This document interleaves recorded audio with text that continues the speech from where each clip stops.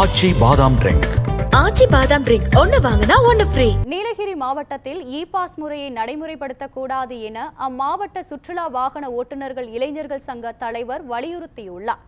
நீலகிரி மாவட்டத்தில் ஏப்ரல் 1ஆம் தேதி முதல் நடைமுறைப்படுத்தப்படும் இ-பாஸ் முறை காரணமாக சுற்றுலா பயணிகளின் எண்ணிக்கை குறைவதால் தங்கும் விடுதிகள், உணவகங்கள் மற்றும் சிறு குறு தொழிலாளர்களின் வாழ்வாதாரம் பாதிக்கப்படுவதாக கூறப்படுகிறது.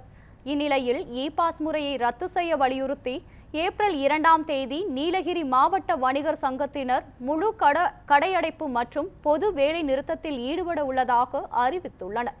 இந்த போராட்டத்திற்கு சுற்றுலா வாகன ஓட்டுநர்கள் இளைஞர் சங்கம் ஆதரவு தெரிவித்துள்ளது.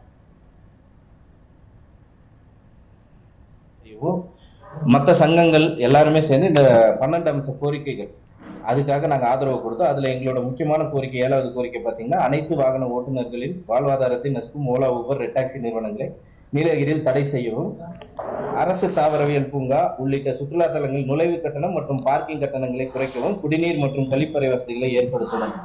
இது எங்களோட முக்கியமான கோரிக்கை. அது மட்டும் இல்லாம இந்த 12 கோரிக்கைக்கு கூட சேர்த்து அவங்களோட கோரிக்கைக்கும் நாங்கள் சேர்த்து ஆதரவு கொடுத்து இந்த இ-பாஸ் முறையை ரத்து செய்யவும், எங்களோட முழு ஒத்துழைப்பு கொடுத்து அன்னைக்கு 2ஆம் தேதி நீலகிரியில எந்த ஒரு சுற்றுலா வாகனங்களும் இயங்காது அப்படின்றது அதிகாரப்பூர்வமா